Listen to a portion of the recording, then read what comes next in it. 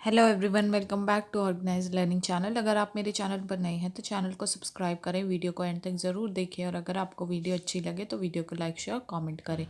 तो इस वीडियो में हम डिस्कस करने वाले हैं जो डीओई दिल्ली की तरफ से क्लास 10 के लिए सोशल साइंस का practice paper, annual practice paper दिया गया है, उसका सेक्शन डी आज हम इस वीडियो में डिस्कस करेंगे। सेक्शन सी तक जो है हम डिस्कस कर चुके हैं क्वेश्चंस, तो ये वीडियोज़ आप मेरे चैनल पर देख सकते हैं। तो सेक्शन डी है long answer type questions, 5 marks का हर क्वेश्चन है। तो 30th क्वेश्चन है, the constitutional amendment of 1992 was an important step in the direction of decentralisation of power in India. जो कॉन्स्टिट्यूशनल अमेंडमेंट 1992 की थी वो एक बहुत इंपॉर्टेंट स्टेप था, किस डायरेक्शन में? जो इंडिया में डिसेंट्रलाइजेशन था पावर का, उसमें। एग्जामिन द स्टेटमेंट, तो इस स्टेटमेंट को एग्जामिन करना है। तो इसका आंसर हो जाएगा, फर्स्ट पॉइंट हो जाएगा, the constitution of India was amended in 1992 to make the third tier more powerful and effective. तो जो कॉन्स्टिट्यूशन था इंडिया का, इसको 1992 में अमेंड करके क्या किया गया था, जो गवर्नमेंट का थर्ड टियर होता है उसको ज़्यादा पावरफुल और इफेक्टिव बनाया गया था। It was a major step towards decentralisation, और ये एक बहुत ही बड़ा स्टेप था डिसेंट्रलाइजेशन की तरफ। Now it was constitutionally mandatory to hold regular elections to local government bodies. अब यहाँ पर क्या मैंडेटरी कर दिया गया था, कॉन्स्टिट्यूशनली मैंडेटरी बना दिया गया था कि रेगुलर इलेक्शंस हो जाएंगे लोकल गवर्नमेंट बॉडीज़ के। Seats are reserved in elected bodies for एससीज, एसटीज एंड ओबीसीज, और इलेक्टेड बॉडीज़ में सीट्स रिजर्व की जाएंगी किसके लिए? एससीज, एसटीज और ओबीसीज के लिए। At least 1/3 of all positions are reserve for women, और कम से कम उन पोजीशंस में से 1/3 पोजीशन जो है वो वुमेन के लिए रिजर्व की जाएंगी। Thus, we can say that the constitutional amendment of 1992 was an important step in the direction of decentralization of power in India. तो हम कह सकते हैं कि जो कॉन्स्टिट्यूशनल अमेंडमेंट ऑफ 1992 था वो एक बहुत इंपॉर्टेंट स्टेप था इंडिया में डिसेंट्रलाइजेशन ऑफ पावर की डायरेक्शन में। अब इसका जो और वाला पार्ट है वो क्या है, the Indian constitution did not use the word federalism but the Indian union is based on the principles of federalism. जो इंडियन कॉन्स्टिट्यूशन है वो इस वर्ड फेडरलिज्म को यूज़ नहीं करता, लेकिन जो इंडियन यूनियन है वो बेस्ड है किस पे? फेडरलिज्म के प्रिंसिपल्स पे। एग्जामिन द स्टेटमेंट, तो इस स्टेटमेंट को एग्जामिन करना है। तो इसका आंसर हो जाएगा, फर्स्ट पॉइंट हो जाएगा हमारे पास, the constitution did not use the word federation but it has the division of powers into a 3-tier system of the central government, the state governments and the local governments. जो constitution है उसने federation word का इस्तेमाल नहीं किया था, लेकिन इसमें पावर ऑफ डिवीजन होता है 3-tier सिस्टम में, सेंट्रल गवर्नमेंट, स्टेट गवर्नमेंट और लोकल गवर्नमेंट में। The Constitution of India has also mentioned the distribution of legislative powers in the form of 3 lists, namely union, state and concurrent. और जो Constitution of India है उसने एक चीज़ और mention की है कि जो legislative powers हैं वो डिस्ट्रीब्यूटेड होंगी 3 लिस्ट की फॉर्म में। कौन कौन सी list? Union list, state list और concurrent list. So each level of the government has its own jurisdiction to legislate. तो गवर्नमेंट का हर लेवल जो होगा उसके पास अपना जुरिडिक्शन है लेजिस्लेट करने के लिए। But we have a centralised federation in which union government carries more powers than the state governments. लेकिन हमारा एक सेंट्रलाइज्ड फेडरेशन है जहाँ पर जो यूनियन गवर्नमेंट है उसके पास ज़्यादा पावर्स है as compare to state governments के पास। ठीक है। It is seen in such a way that union government has 97 subjects whereas state as well as concurrent list have much less number of subjects. ये देखा जाता है कि जो यूनियन गवर्नमेंट है उसके पास 97 सब्जेक्ट्स है, जबकि जो स्टेट और साथ साथ जो कंकरेंट लिस्ट है उनके पास इससे बहुत ही कम नंबर ऑफ सब्जेक्ट्स हैं। अब जो 31st क्वेश्चन है वो क्या है, suggest some ways for the improvement of condition of workers in the unorganise sector. जो अनऑर्गेनाइज सेक्टर है उसमें वर्कर्स की कंडीशन को इम्प्रूव करने के कुछ तरीके बताने हैं। तो इसका आंसर हो जाएगा हमारे पास, the following are the ways for the improvement of condition of workers in the unorganised sector. तो ये जो है तरीके हैं कुछ जो इससे कि वर्कर्स की कंडीशन को अनऑर्गेनाइज सेक्टर में इम्प्रूव किया जा सकता है। पहला क्या है, minimum working hours and wages should be fixed by the government. Government को जो है इनके लिए जो मिनिमम वर्किंग आवर्स और वेजेस है वो फिक्स कर देने चाहिए। Second, to help self employed people the government can provide loans, और जो सेल्फ एम्प्लॉयड पीपल हैं उनकी मदद के लिए गवर्नमेंट जो है उनके लिए लोन प्रोवाइड कर सकती है। थर्ड है, basic services such as education, health and food should be taken care of by the government, और जो बेसिक सर्विसेज हैं जैसे कि एजुकेशन, हेल्थ, फूड, इन सब की जो है गवर्नमेंट द्वारा ध्यान रखा जाना चाहिए। The government can enact new laws on overtime and salary range, government जो है वो नए लॉज इनैक्ट कर सकती है उनके ओवर टाइम और सैलरी रेंज पर। और फिफ्थ है, ओपन स्मॉल स्केल इंडस्ट्री, उनके लिए स्मॉल स्केल इंडस्ट्री को जो है ओपन किया जा सकता है। अब इसका 31st क्वेश्चन का और वाला पार्ट है, what is gross domestic product. Gross domestic product क्या होता है, हाउ इज इट कैलकुलेटेड, ये कैलकुलेट कैसे होता है, एक्सप्लेन विद एग्जांपल, तो उदाहरण सहित समझाइए। तो इसका आंसर हो जाएगा, GDP stands for gross domestic product and represents the total monetary value of all final goods and services produced and sold on the market with in a country during a period of time, typically 1 year. तो जो GDP यानी कि gross domestic product होता है, ये क्या represent करता है, टोटल मॉनेटरी वैल्यू, सारे फाइनल गुड्स और सर्विसेज की जो प्रोड्यूस होते हैं या फिर मार्केट में सोल्ड होते हैं एक कंट्री में एक पीरियड ऑफ टाइम के दौरान। जनरली ये पीरियड ऑफ टाइम 1 साल काउंट किया जाता है। GDP can be calculated in 3 ways using the production, expenditure और income approach। तो GDP को 3 तरीके से कैलकुलेट किया जा सकता है, या तो प्रोडक्शन अप्रोच से, या एक्सपेंडिचर अप्रोच से, या इनकम अप्रोच से। तो अब एक्सपेंडिचर अप्रोच का जो फॉर्मूला होता है वो होता है, GDP किसके इक्वल होता है, private consumption plus gross private investment plus gross government investment plus government spending plus exports minus imports. कि किसके बराबर होता है, जो भी प्राइवेट हमने कंजम्पशन की है गुड्स की उसके इक्वल, प्लस जो ग्रॉस प्राइवेट इन्वेस्टमेंट हुई है वो उसको प्लस कर दिया जाए, प्लस उसमें और क्या ऐड कर दिया जाए, जो गवर्नमेंट की इन्वेस्टमेंट हुई है वो, उसमें और क्या ऐड किया जाए, जो गवर्नमेंट ने स्पेंड किया है वो, और उसमें और क्या ऐड करें, जितना एक्सपोर्ट किया है हमने उसमें से इंपोर्ट को माइनस कर दें। तो इनको हम जो है इस तरीके से भी लिख सकते हैं, जीडीपी इज इक्वल टू, सी से प्राइवेट कंजम्पशन को डिनोट किया, प्लस आई से ग्रॉस प्राइवेट इन्वेस्टमेंट को, प्लस जो गवर्नमेंट इन्वेस्टमेंट और स्पेंडिंग है इसको जी से डिनोट किया, और प्लस एक्सपोर्ट्स को एक्स माइनस इम्पोर्ट्स को एम से। ठीक है, तो ये एक्सपेंडिचर अप्रोच है।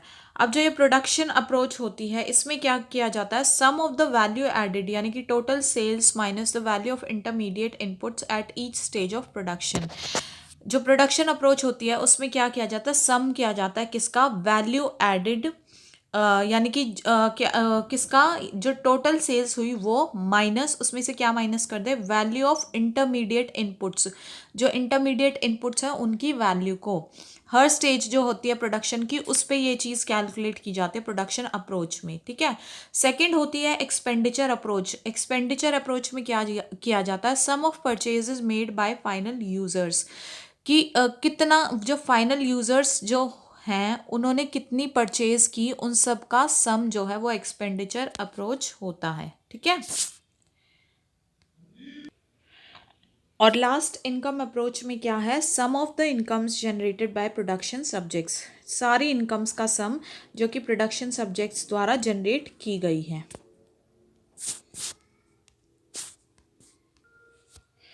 नाउ नेक्स्ट 32nd क्वेश्चन है, वो क्या है हमारे पास, explain the suitable geographical conditions needed for the cultivation of rice.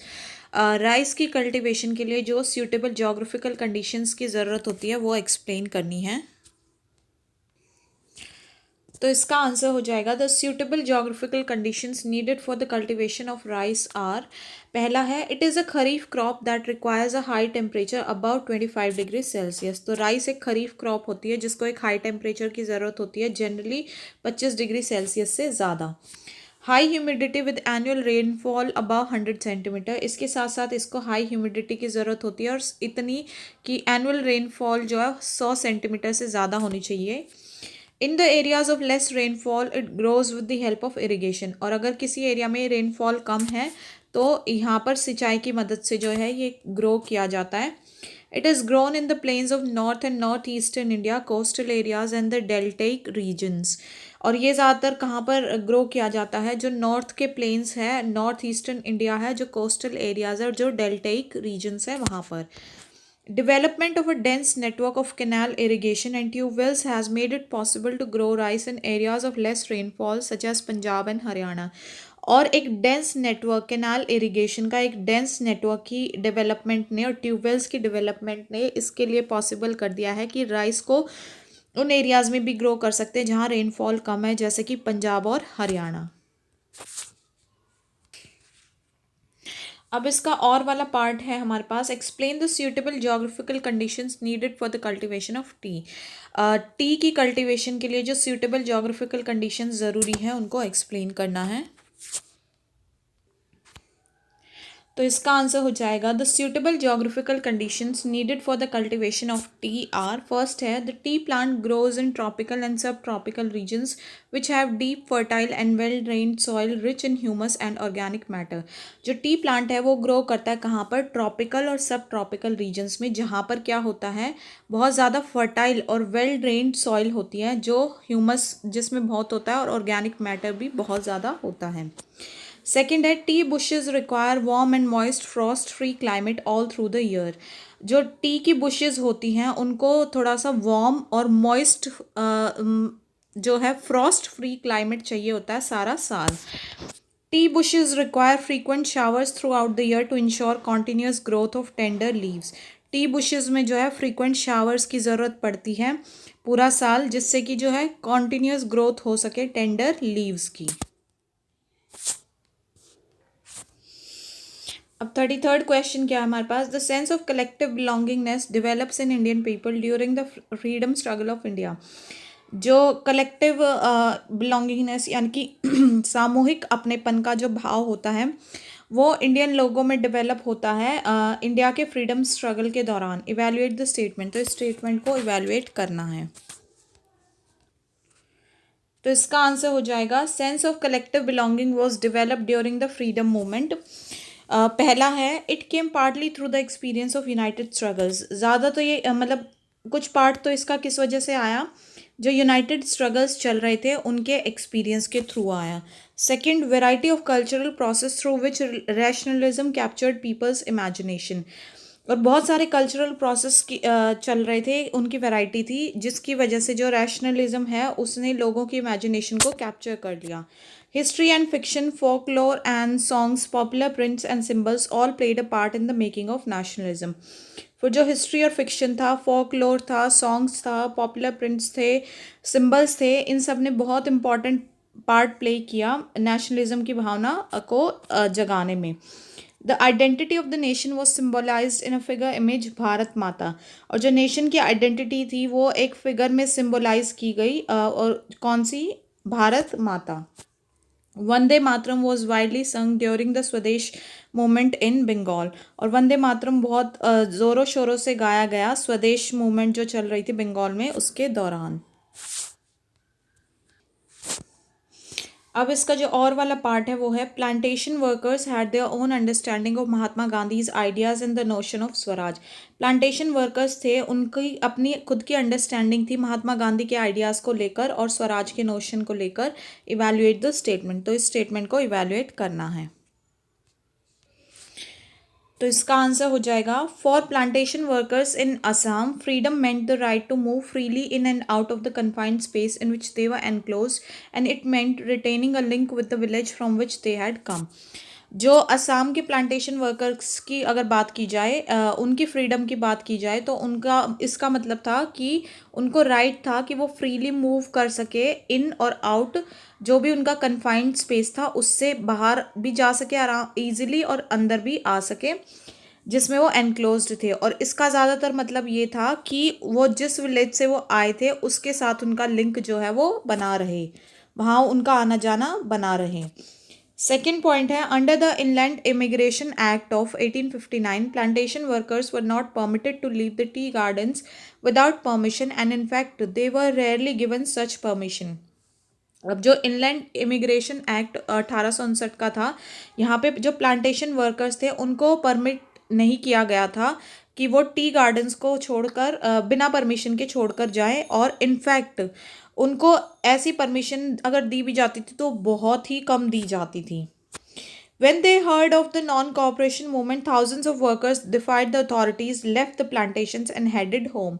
और जब ऐसे प्लांटेशन वर्कर्स ने नॉन कोऑपरेशन मूवमेंट के बारे में सुना तो हज़ारों की संख्या में जो वर्कर्स हैं उन्होंने उन अथॉरिटीज़ को छोड़ दिया और अपनी प्लांटेशन को ग्रो करना छोड़ दिया और अपने अपने घरों की तरफ चल पड़े. They believed that Gandhi Raj was coming and everyone would be given land in their own villages. उनका विश्वास था कि जो गांधी राज है वो आ रहा था और हर एक को जो है अपने अपने गांव में लैंड मिलेगी, भूमि का कुछ हिस्सा मिलेगा. लेकिन they however never reach their destination, लेकिन वो कभी अपनी मंजिल तक पहुंच नहीं सके क्योंकि जो ब्रिटिश थे उन्होंने जो है उनको बहुत मास उसमें नंबर में जो है उनको मारना स्टार्ट कर दिया था, तो इसलिए वो जो अचीव करना चाहते थे वो नहीं कर पाए इस चीज़ को अचीव. तो इसी के साथ सेक्शन डी जो है वो कंप्लीट होता है. तो आशा है कि आपको ये सेक्शन और इसके क्वेश्चन आंसर और ये वीडियो समझ में आई होगी. तो अगर आपको वीडियो समझ में आई है और वीडियो अच्छी लगी है तो वीडियो को ज़्यादा से ज़्यादा शेयर करें, वीडियो को लाइक करें, कमेंट करें, चैनल को सब्सक्राइब करें. मिलते हैं नेक्स्ट वीडियो में सेक्शन ई के क्वेश्चंस के साथ. तब तक के लिए आप बहुत अच्छे से अपनी तैयारी करते रहिए. All the best for your exams.